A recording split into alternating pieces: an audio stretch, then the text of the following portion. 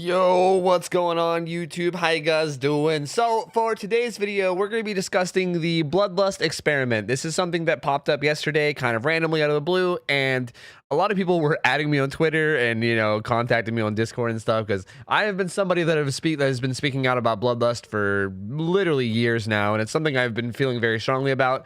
I mean, hell, if you go back to like the very first videos ever uploaded on my channel, I used to do podcasts with my friends where we would discuss things like Bloodlust and we would talk about it quite a bit. So it's definitely been a topic of mine and a topic that's been on my brain quite a bit over the years. So to explain what's exactly going on, they're doing an experiment over the weekend where they are just removing Bloodlust for like 3 days. On November 20th, it's going away, which, I mean, I think it'll already be the 20th whenever you see this video. And on the 23rd, it's coming back. So they're basically just getting rid of it for a weekend. And I think they're probably just going to look at the stats and see what changes without Bloodlust, I guess, to like, I don't really know like what they're doing. Actually, let's just read through the whole post and then we'll figure it out from there. So this weekend, Bloodlust will be temporarily disabled in a live version of the game. Why? Bloodlust was originally introduced as a means to help the killer catch up to a survivor at strong window loops. At the time, these loops were safe enough that the survivor would gain a significant amount of distance each time they vaulted the window, making it impossible for the killer to catch them, aka infinites. They're basically talking about infinite windows. Back in the day, there used to be windows where basically if you went there, you were just unkillable, and that's actually interesting that they're saying that Bloodlust was introduced to kill infinites, which is kind of interesting. Since then, we have made great strides in identifying these loops and tweaking them to avoid those situations. As a result, Bloodlust has become a contentious mechanic. Contentious, huh? Let me, hold on a second. Hold on. Contentious. Causing or likely to cause an argument. Ah, you're not wrong about that behavior. You're not fucking wrong about that, bud. Where many believe it's no longer necessary. Yeah, I mean, okay, I'm gonna get into all this after I'm done. Okay, in order to help better understand the effects Bloodlust has on the game in 2020, we'll be disabling the mechanic on PC and consoles for the course of this weekend. This will allow us to gather feedback and data on Bloodlust and see what kind of effect it has on matches in a real-world scenario. So, blah, blah, blah. This test only affects Bloodlust. Reduces reference to Bloodlust will still appear. Beast of Prey will not activate. We like to stress this experiment is purely to gather data. No future plans for Bloodlust are set in stone at this time. So don't freak out. No one lose your shit. They're not permanently deleting the Bloodlust just yet. They're doing an experiment. But I want to like talk about Bloodlust and what I think about it as far as where it fits into the game right now.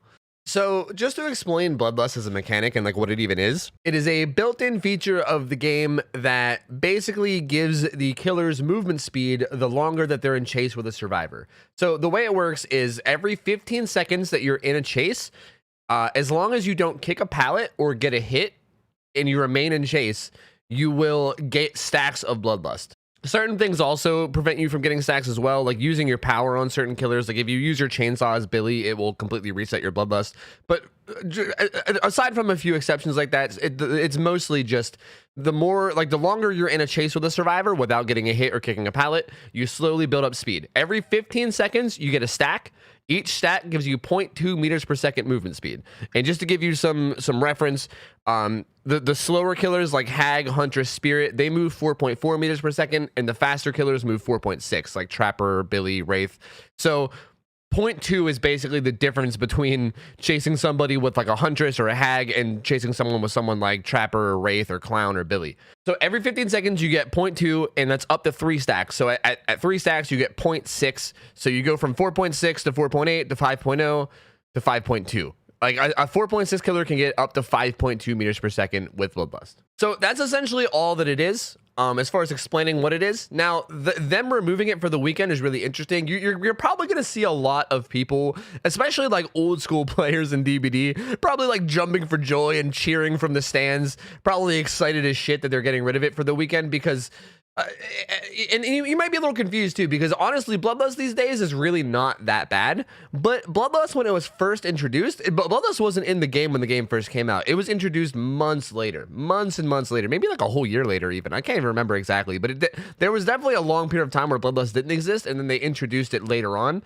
And when it was first introduced, it was awful. So just to give you a quick history lesson for DBD, when Bloodlust first came out, it wasn't 0.2 meters per second per stack of Bloodlust.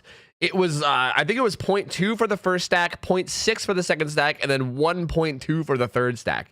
So Old Bloodlust 3 was essentially twice as fast as current Bloodlust 3. Well, I shouldn't say twice as fast, but you get twice as much of a boost. So instead of getting a 0.6 boost, you get a 1.2 boost, which is pretty insane. Like, you used to fly when you had that, like absolutely fly. And also back then, they didn't have the mechanic that they have now, where breaking a pallet removes all your stacks of Bloodlust. The way it used to work is when you used to kick a pallet, kicking pallets used to take longer by default. Like without brutal strength, it used to take a very long time. And kicking a pallet would actually temporarily drop a chase, even if you were chasing somebody, because you like look down at the pallet, so you lose line of sight. And it took so long to kick it that the chase would break temporarily, and you would always lose about 1 stack of Bloodlust, but that was it. You would lose 1 stack. So for instance, if you Bloodlust 3'd, and then they tried to force you to kick a pallet, even if you kicked the pallet, you would still keep Bloodlust 2 and still fly after them. It was pretty much out of control. Every killer was essentially just running around and getting Bloodlust 3 and just like flying after everybody, and there was almost no counterplay to it because they were just so insanely fast, and there was really nothing you can do. And it made the gameplay very boring and stale because you couldn't really like play loops. There was no like trying to outsmart each other or mind game each other. It was literally just run around until the killer gets Bloodlust and then you die. That's essentially what it used to be, and it was awful. So a lot of the players that played back then remember Bloodlust like that. Like, they kind of have that in their memory. So hearing that it's getting removed just makes them very excited. Me being one of them. When I first heard this announcement, I got real happy. But when I really think about how it works in its current state, it's really not nearly as bad as it used to be. Nowadays, Bloodlust can actually be pretty easily counterplayed. A good survivor will know that if they're being chased by a killer and they haven't gotten a hit or kicked a pallet in a long period of time, that they're going to need to break Bloodlust, and they will try to find a good pallet on the map that they can use to force the killer to kick it and then break Bloodlust. As a matter of fact, some people even argue that this is actually an additional skill gap for the survivors. It might even be a good thing because it helps differentiate the good survivors from the bad survivors.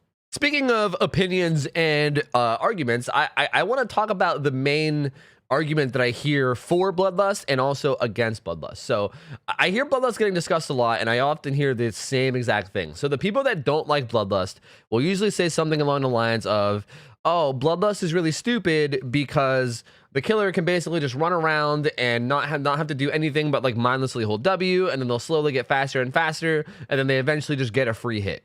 Which, don't get me wrong, is a pretty good argument. I don't necessarily disagree. And then the counter argument I very often hear to that is, well, Bloodlust takes so long to stack up. It takes 45 seconds to get to tier 3 Bloodlust. And honestly, Bloodlust 1 and 2 aren't that bad. Bloodlust 3 is when it starts to really get out of control. And if you're taking 45 seconds to get each hit, then you're not going to be very time efficient, and you're probably going to lose the game anyway.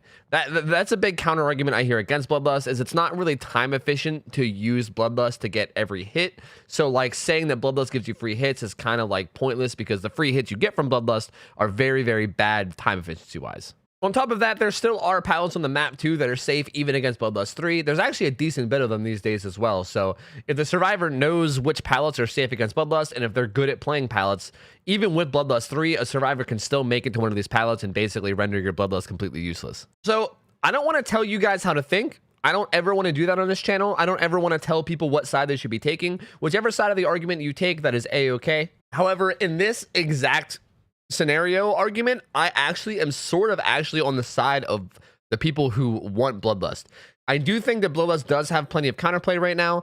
I do think that if you take 45 seconds to get a hit, it's very pointless. It's kind of like hello, like if you're really running around one pallet for 45 seconds, like that's such a bad time investment that you're probably going to lose the match anyway. So like, I don't know. Like overall in that argument, I actually don't really, I kind of side with the people that stand for Bloodlust in that argument. However, there is one more argument that I want to put out there that I don't really hear this one being discussed as much, and this is like the part that I always want to bring up, and the thing that makes me feel so strongly towards Bloodlust. That argument being that I think that Bloodlust basically eliminates any opportunity to actually have perfectly balanced maps, or even individually balanced tiles on maps. And what I mean by that, by like a well-balanced tile or a well-balanced map, are areas and maps that are fair for both sides. We'll just assume that like a killer is chasing a survivor and the killer is just a 4.6 killer, no like death slinger with a gun, just like a wraith or something chasing a survivor, right? Just a very standard chase. There's certain palettes, like I'll pull up footage from an old video that I made that was talking about this.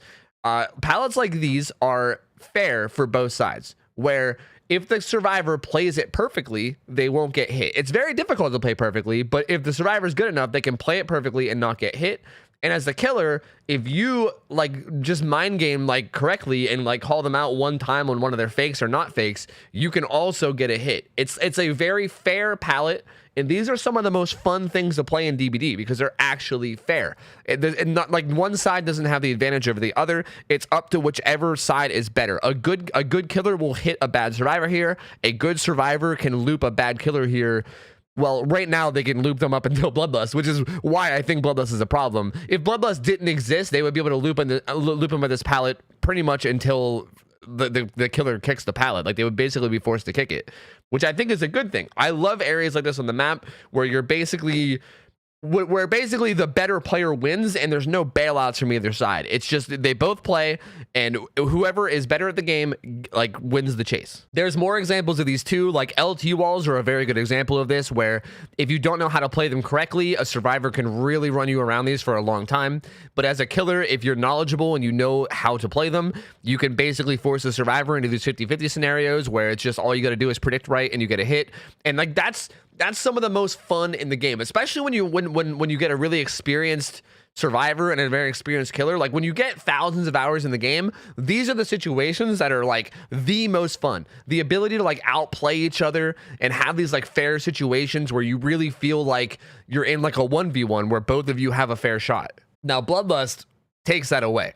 Bloodlust takes it away and basically says, well, here you go. In this normally fair situation, if the survivor is better than the killer and is outplaying them, we're just going to give the killer a bunch of speed, and then now the survivor isn't going to be able to play them anymore because the killer's now fast as shit. Now, this doesn't happen that often.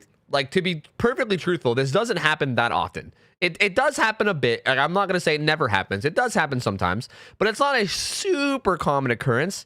So again, I don't think this is like a major problem, but at the same time, as far as the overall health of the game going forward, I think, in my opinion, it would be overall better for Bloodlust to be removed and then maps be balanced around Bloodlust removal. To me, I feel like Bloodlust could almost be comparable to a built-in mechanic for a survivor where if you get hit twice within 3 seconds, you get an extra health state just because, oh, sorry, it looks like you lost and you're about to die, so we're helping you out, right? That's essentially like what I see Bloodlust as. It's like the killer is failing to perform, and we give them a speed boost to compensate.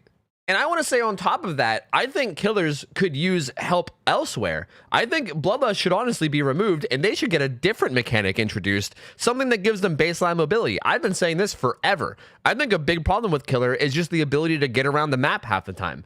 And hell, if they removed Bloodlust and added in a new mechanic where you could just like get around the map quicker on every single killer, I think that would be even better overall for the health of the game. I think that would actually help killers, whereas Bloodlust right now barely does anything as is. But overall, I really don't know how to feel about the Bloodlust being removed. I'm definitely curious to see how it's going to be played. I definitely want to go play Survivor and like try some things out and see how different it feels. But honestly, as far as the actual idea of removing Bloodlust, I don't like, I am in favor of removing it, but I also don't necessarily think that the people that are arguing to keep Bloodlust are in the wrong either. I definitely get it, and I don't think that Bloodlust is nearly as much of a problem as it used to be. And I definitely think there's even some scenarios that I didn't even mention. Like, for instance, sometimes maps will spawn insane tiles back to back. Like, I don't know if you've ever gotten one of those setups where there's a really, really good window right next to like a really strong pallet loop, and a survivor can just like run the pallet, vault the window, and basically they have like a almost infinite setup. Things like that exist sometimes where Bloodlust almost feels necessary. So that's a whole nother reason to argue for Bloodlust as well. There definitely is good, solid arguments for both sides, and it's really hard to just pick one side for me and just commit to it completely. But I do think overall, I personally am totally okay with Bloodlust being removed, and then any repercussions that come from that, they then work on after the fact and fix the game up to exist without it, as opposed to balance it. Because I feel like with Bloodlust in the game, it makes it so that, like I said before, you can't actually make balanced tiles. Like, any potential balanced tile that they want to make becomes unbalanced because Bloodlust exists. If Bloodlust didn't exist, they could just fill the map with those fair tiles, and then the game would be so much more enjoyable to play. And if I keep talking about that, I'm going to end up going on a whole nother rant that I've already gone on. As a matter of fact, I'll link a video below. I actually did a video a while back where I talked about how the game should be, in my opinion, how they should change maps and remove Bloodlust and make the game more enjoyable for both sides as far as how chases are played. And I'll even link that below if you guys want to check that out. It's kind of an older video, but it goes into a little bit more detail about how I think the game should be. And yeah, guys, I think that's it. I think that's my overall thoughts for Bloodlust. Again, I'm very curious to see how this is going to go. I'm not strongly leaning towards one side or the other. I think both sides have very good arguments. Please let me know your thoughts about all this in the comments. I'm really curious to see what people think. I'm pretty sure a lot of people are going to be in favor of it, but I really don't know. I'm really curious to know what people are thinking and feeling. I'm definitely down to hear good arguments for both sides that I missed. I definitely could have missed certain arguments. I basically just regurgitated the things that I've heard recently. So yeah, let me know. If you guys like this video, remember to leave it a like. It helps me a lot with the algorithm and helps me get it out there to more people. Also, sub to the channel if you guys want as well, because I'm uploading literally daily. Well, I try to upload daily. I go almost daily. And then also stop by my Twitch stream sometime. I'm live every night except for Saturday from 9 p.m. to 3 a.m. Eastern, chilling, hanging out, talking to chat. Feel free to stop by and say hello. And thank you guys for hanging out. I hope you guys have a good rest of your night. I'm out of here. See ya. Take care. See ya. I'm out of here. See ya. See you later. See ya.